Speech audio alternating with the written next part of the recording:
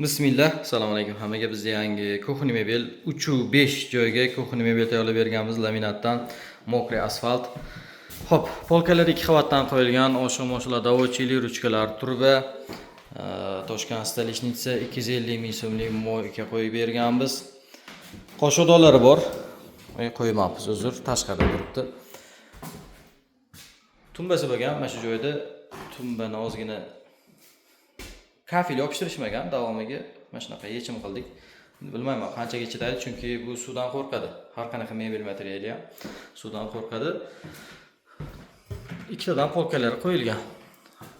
Rasxodi 5 million 400 ming so'm.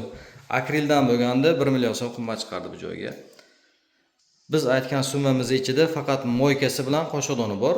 Qolgan mana vitichkalari, boshqa narsalarni klient o'zi qildiradi. Rahmat hammaga e'tibor uchun. Telegram manzilimizda opisiyaniyada bo'ladi, yozib qo'ygan raqamlarimizda Telegram, WhatsApp bor. Bemalol aloqaga chiqishlaring mumkin. Rahmat hammaga e'tibor uchun.